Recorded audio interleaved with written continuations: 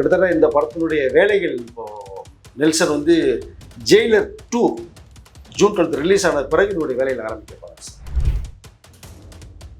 ஷாருக் கான் வந்து கேமனு கிட்டத்தட்ட மெயின் ரோலே ஒரு ரோல் பண்ணுறது மாதிரி இருக்கு. கேரளா மாநிலத்துடைய சிஎம் பினராயி அவர்கள் கூட ரஜினி சாரோட ஆக்ஷன் பிள்ளைங்க ரொம்ப பிடிக்கும் எனக்கு நேரம் கிடைக்கும் போல ஒரு ஆக்ஷன் படம் பார்ப்பேன். வணக்கம் சார். வணக்கம். ரஜினி கமல் இணைந்து நடிக்கிற படத்தோட ப்ரோமோ வெளியாகி பயங்கரமான வைரல், ஒட்டுமொத்த சோசியல் மீடியாவும் பயங்கரமான வைரல். ஸோ நிறைய பேர் சொன்னாங்க தமிழ் சினிமா பண்ணாண்டா 1000 கோடி எக்ஸாம் எழுதுங்கிற மாதிரியான விமர்சனங்கள், நிறைய பாசிட்டிவான விஷயங்கள் வந்துச்சு. என்னென்ன மாதிரியான சம்பவத்தை சார் இது பண்ணியிருக்கு? கிட்டத்தட்ட எனக்கு தெரிஞ்ச வரைக்குமே தமிழில் மட்டும் 30 மில்லியன் கிராஸ் ஆயிருக்கு ப்ரோமோவுடைய பார்த்த விவேசருடையது. ஒட்டு மொத்தமாக டோட்டலாக ஓவராலாக பார்க்கும்போது 60 மில்லியனை கிராஸ் பண்ணி போய்கிட்டு இருக்காது. ஏன்னா ரொம்ப எதிர்பார்க்கப்பட்ட ஒரு விஷயம். ரஜினியும் கமலும் சேர்ந்து நடிப்புங்கிறது பேச்சுவார்த்தையிலே இருந்தது. செயல்முறைக்கு வருமா, இது சும்மா சும்மா பேசுகிறதா விட்டுருவாங்க, இதெல்லாம் 2 இமயங்களை சேர்க்கறது பெரிய விஷயம், யார் தயாரிப்பா, பெரிய பட்ஜெட்டு, யார் இயக்குவா முதல்ல, அப்படிங்கிற மாதிரிலாம் நிறைய விஷயங்கள் பேசப்பட்டது சமயத்தில் தான் ரஜினி சார் டக்கு டக்கு டக்குன்னு ஸ்டெப் எடுத்தாங்க. அந்த ஸ்பீடு வந்து எல்லாத்துலேயுமே இருக்கும் அவருக்கு. டக்கு நெல்சனை கூப்பிட்டாரு, இப்போ அவர் கதையை உருவாக்க டக்கு லைன் சொன்னார், நெல்சன் சொன்னார், பிரமாதமாக இருக்குது, உடனே டெவலப் பண்ணுனாங்க. இமிடியேட்டாக ப்ரோமோ ஷூட் பண்ணுவோம், வந்து ரிலீஸ் பண்ணுவோங்க அப்படின்னு சொன்னார். கமல்கிட்ட சொன்னாங்க. டக்குன்னு கமலுக்கு வந்து ரெட் ஜெயின் ஃபுல்லாக, அதாவது அவங்க இந்த ஃபுல் அண்ட் ஃபுல் ப்ரொடக்ஷன் இறங்கிட்டோம், நீங்கள் சைலண்ட் ப்ரொடியூசராக போய்க்கிங்கன்னு ஒரு விஷயம் பேசப்பட்ட ஒரு தகவல் இருக்குது. வெரி ஃபாஸ்ட்டாக நடந்த ஒரு விஷயம். இந்த ப்ரோமோ இப்போ விட்டால் சரியான முறையில் இருக்கும் அப்படின்ற ஒரு பட்சம் பார்க்கும்போது தான் இமிடியேட்டாக படத்தை விட்டாங்க. இன்றைக்கி மிகுந்த எதிர்பார்க்காத ஒரு விஷயம் திடீர்னு வந்ததுனால, அதை தமிழ் திரையுலகத்தை தவிர இந்திய திரையுலகமே ஆச்சரியமான ஒரு வியப்பை பார்த்தது. எல்லா பேருமே வந்து அதை ரஜினியும் கமலும் சேர்ந்து வரதை பார்க்கும்போது ரொம்ப பிரமிப்பாக இருந்துச்சு, ரொம்ப ரொம்ப எக்ஸலண்ட்டாக இருந்தது அப்படிங்கிறதெல்லாம் பேசப்பட்ட ஒரு விஷயமும் இருக்குது. கிட்டத்தட்ட இந்த படத்தினுடைய வேலைகள் இப்போது நெல்சன் வந்து ஜெயிலர் 2 ஜூன் 12 ரிலீஸ் ஆன பிறகு இதனுடைய வேலையில் ஆரம்பிக்க போகிறார் சார். Okay sir. இப்போ ஜெயிலர் 2 என்ன மாதிரியான ஒரு ஸ்டேஜில் சார் இருக்குது? ஷாருக் கானோட கேமியோ இருக்குங்கிறாங்க, எந்த அளவுக்கு உண்மை? எஸ் சார், ஷாருக் கான் வந்து கேமனு கிட்டத்தட்ட மெயின் ரோலே ஒரு ரோல் பண்ணுறது மாதிரி இருக்குது. கிட்டத்தட்ட ஒரு 7 டேஸ் வந்து டேட்ஸ் கேட்டிருக்காங்க. இங்கே கேமியோ வந்து மிஞ்சி போனால் ஒரு ஒன் டே 2 டேஸில் முடிச்சுட்டு போயிடலாம். ஒரு 7 டேஸ் வரைக்கும் கேட்டிருக்க ஒரு மெயின் ரோல் ஷாருக் கான் பண்ணுறாங்க. மற்றபடி எல்லா ஷூட்டிங்குமே முடிஞ்சிச்சு. ஏற்கனவே நம்ம சொல்லியிருக்கோம். வேறு ஷாருக் கானுடைய அந்த ட்ராக் மட்டும் ஷூட் பண்ணுறாங்கன்னா அதில் வந்து ஃபிக்ஸ் பண்ணுறாங்க. அதை ஜெயிலர் படம் பார்த்துட்டு பிரமாதமாக இருக்குன்னு சொன்னார். ரஜினி சார்லாம் மிரண்டு போயிருக்காரு படம். ஜெயிலர் 1 விட ரொம்ப எக்ஸலண்ட்டாக இருக்குது நெல்சன். அப்படிங்கும்போது எனக்கு வந்து கொஞ்சம், அதாவது என்னையும் கமலையும் வச்சு எப்படி கொண்டு போகணும்னு நினச்சேன், படம் பார்த்ததுக்கு பிறகு தான் தெரியுது, நீ மிரட்டி இருக்கேன் மோரணி அப்படின்னு மாதிரி ரஜினி சார் ரொம்ப வாழ்த்துக்களை சொல்லியிருக்காரு. அதனுடைய டப்பிங் வேலையில் இப்போ ஆரம்பிக்க போகிறாங்க. இப்போ ஷாருக் கான் இதை முடிச்சுட்டு வந்த உடனேயே வேலையில் ஆரம்பமாகுது. கிட்டத்தட்ட ஏகப்பட்ட ஆர்டிஸ்ட் உள்ளுக்குள்ளே இருக்காங்க. எல்லாருக்குமே பவர்ஃபுல் சீன் வந்து இதில் இருக்குது, யாருக்குமே குறை சொல்லாத அளவுக்கு. ஜூன் 12 ஜெயில் விட்டு வந்து கண்ணாபின்னு தெரிவிக்கும் பாருங்க திரையுலகத்துக்கு. Okay sir. ஏன்னா இப்போ ஜெயிலர் 2 என்ன மாதிரியான ஒரு எக்ஸ்பெக்டேஷன் இருக்குன்னா, அந்த 1000 கோடி அந்த வசூலை சாதிக்குமா அப்படிங்கிற ஒரு கேள்வி இருந்துகிட்டே இருக்கு. கண்டிப்பாக அதுக்கான வாய்ப்பு இருக்கு, அது நிறைய இருக்குது, சோர்சஸ் இருக்குது. ஏன்னா அந்த மாதிரி தான் கதைகள் அமைக்கப்பட்டுக்கின்றாங்க. ஃபுல் என்டர்டைன்மெண்ட், நீங்கள் எந்த இடத்துலையுமே லேகே இல்லைன்றார். ரஜினி சார் படத்தை பார்த்துட்டு முக்கியமான ஒரு தகவல் வந்து இதை பார்த்தீங்கன்னா, படம் ஸ்பீடாக இருக்குது. ஜெயிலர் 1 கூட பார்த்தீங்கன்னா ஃபஸ்ட்டு ஒரு 20 மினிட்ஸு கொஞ்சம் அப்படியே இருக்கும் கதைக்குள்ளே போகிற வரைக்குமே. ஏன்னா ரிட்டையர்டு ஆஃபீஸரு, அவர் ஷூ துடைக்கிறது, வீட்டில் இருக்கிறது, பொண்டாட்டி திட்டத்தை வாங்கிட்டு ரிட்டையரில் படிச்சுன்னு இப்படி தான் பாடுவீங்களாங்கிற மாதிரிலாம் ஜெயிலர் 1 சொல்லப்பட்ட ஒரு கதை இருக்குது. ஏன்னா அது வந்து கதைக்குள்ளே போகணும் எப்போவுமே. ஆனால் இங்கே ஓப்பனிங் இருந்து ஒரு ஸ்பீடு இருக்கிறதா சொல்கிறாங்க. அதனால் ஜெயிலர் 2 வந்து கண்டிப்பாக அது ஜெயிலர் 1 கிட்டத்தட்ட 650 கோடியை வந்து அடிச்சுது. இந்த ஒரு ரெக்கார்டை வந்து நெல்சன் படைப்பாக இருந்தால் எதிர்பார்க்கப்படுது. இந்த ஒரு 1000 கோடி பெஞ்ச் மார்க்கை தொடுங்கிற நம்பிக்கை, ஒரு 1500 கோடியை வந்து 174 தொடுங்கிற அந்த ஒரு கான்ஃபிடென்ட்டு. மேபி ஒருவேளை நெல்சனே 2 பிரேக்கை வந்து கண்டிப்பாக உடைக்கிற வாய்ப்புகள் இருக்குன்னு நினைக்கிறேன். நான் ஜெயிலர் 2 வந்து ரொம்ப அருமையாக இருந்திருக்கிறதா சிறப்பு தகவல் இருக்குது சார். Okay sir. இதை தாண்டி பார்த்தீங்கன்னா, தமிழ்நாட்டை தாண்டிய பிரபலங்கள் எல்லாருமே சொல்கிற விஷயம், நீங்கள் தமிழ் நடிகருக்கு யாருக்கு ஃபேனாக இருக்கீங்கன்னு கேட்டால் எல்லாரும் ஒட்டுமொத்த பேரும் ஒன்று சொன்ன மாதிரி ரஜினிகாந்த் அப்படிங்கிற ஒரு வார்த்தையை யூஸ் பண்ணுறாங்க. ரஜினிகாந்துங்கிற அந்த பேர், அந்த மனிதனோட அந்த கரிஷ்மா எப்படி சார் இவ்வளோ பெருசாக இருக்குது? இல்லை, அதுதான் இந்த பழகிற விதம் தான். உங்களை ஃபஸ்ட்டு ஒரு அப்ரோச் ஒன்று இருக்கு இல்லைங்களா, அந்த எளிமை ஒன்று இருக்கு இல்லையா. இவர்கிட்ட நெருங்க முடியுமா நினைக்கும் போது வந்து இவர் போய் நிற்கிறார் இல்லையா இங்கே. இப்போது நல்லக்கண் ஐயாவில் இறந்தபோது கூட பார்த்தீங்கன்னா மனிதர் எப்படி வந்து உட்காந்துருந்தார் உங்களுக்கு தெரியுது. அதாவது என்னென்னா வியந்து பார்க்குற சூப்பர் ஸ்டார் வந்து இவர் ரொம்ப ரொம்ப சிம்பிளாக இவர் வந்து அதாவது ரஜினி தானாங்கிறது மாதிரியான ஒரு சொல் வந்து நிற்கிறார் பக்கத்தில். வைகோ அவர்களே அப்படியே ஒரு மாதிரி போகிறாரு. ஆனால் சூப்பர் ஸ்டார் வந்திருக்காருன்னு சொன்னோம் டக்குன்னு திரும்பி வந்து கையெடுத்து கும்பிட்றாரு வைகோ ரஜினி சாரை பார்த்து. ரஜினி சார் உட்காந்த இடத்துல வந்து தேமுதிகவுடைய தலைவின்னு சொல்லக்கூடிய பிரேமலா வந்து உட்காந்துற சுதீஷ். அந்த எளிமை தான், எல்லார்ட்டையும் பழகுற விதம் தான்.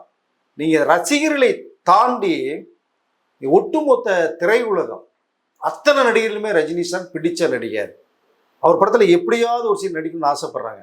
இப்போ நானே கூட எடுத்துக்கிட்டிங்கன்னா ரஜினி சார் எனக்கு ரொம்ப ரொம்ப ரொம்ப எனக்கு பிடிக்குங்கிறார். தெலுங்கில் டாப் ஹீரோவாக இருக்கார் இல்லையா.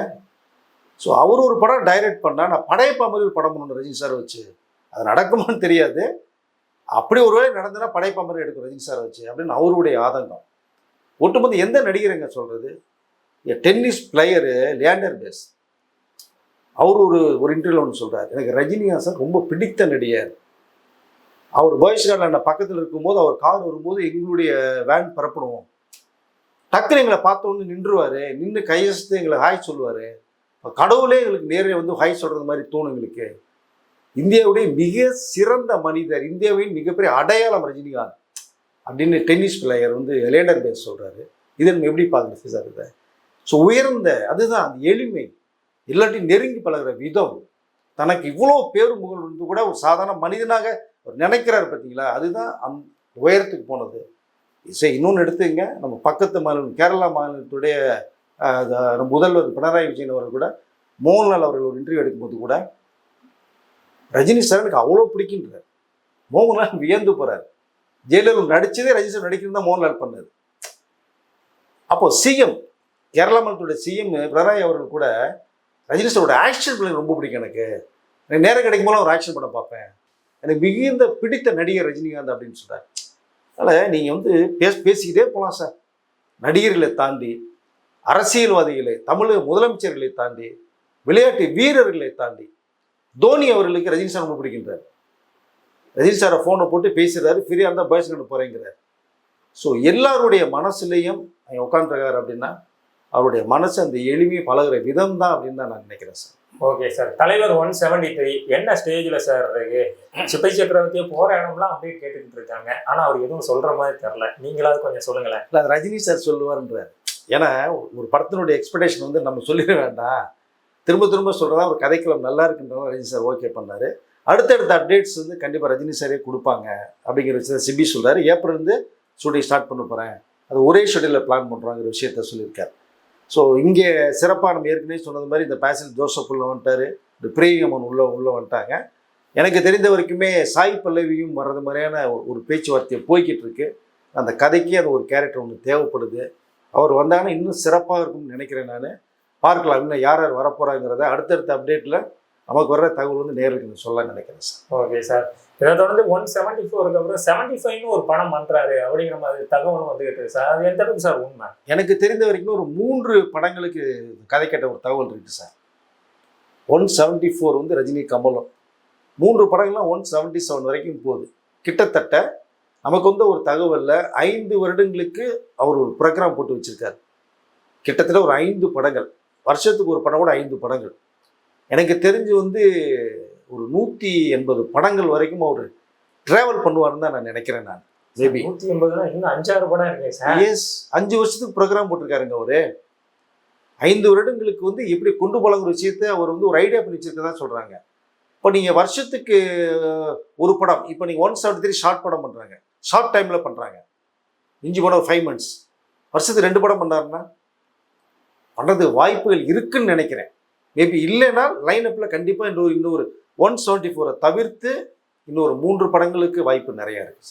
தொடர்ச்சியாக ரஜினிகாந்த் அவர்கள் இப்போ வந்து படம் நடிக்கிறது நிப்பாட்டிடுவார், அப்போ வந்து படம் நடிக்கிறது நிப்பாட்டிடுவாருங்கிற விமர்சனம் வைத்துக்கிட்டே இருந்தது. ஏன்னா உடல்நிலை இந்த மாதிரியான விஷயங்கள்லாம். ஆனால் தொடர்ச்சியாக சினிமா துறையில் இருக்குன்னு ரஜினி அவர்கள் நினைக்கிறதுக்கான காரணம் சார்? இல்லை, அவர் எப்பயுமே நான் ஓடிக்கிட்டே இருக்குன்னு ஆசைப்படுறாரு. எங்கேயுமே ரெஸ்ட் எடுக்கக்கூடாது, உட்காந்துடக்கூடாது. என்னுடைய இந்த வாழ்க்கை, இந்த மூச்சு எப்பவுமே திரையுலகத்தில் எனக்கு ஷூட்டிங்கில் தான் எனக்கு மன நிம்மதி இருக்குது. அதுக்காக வீட்டில் இல்லைனாலும் கேட்டுறாதீங்க, வீட்டில் இருக்கு, எல்லாமே இருக்குது. ஷூட்டிங் போகும்போது எனர்ஜி ஆகிடுறாரு அவர். ஏங்க நீங்கள் ஒன்றில் திரும்பவும் சொல்ல வரேன், நல்ல கணையை வரும்போது அந்த ரஜினி சாரை பார்த்தீங்களா? அதே 174 இந்த ப்ரொமோவில் ரஜினி சாரை பார்த்தீங்களா? எப்படி இருக்குது பார்த்தீங்களா? இதில் 75 வயசு கெட்டப்பில் வர்றாரு, ப்ரொமோவில் 25 வயசு கெட்டப்பில் வர்றாரு. நீங்கள் எப்படி பார்ப்பீங்க?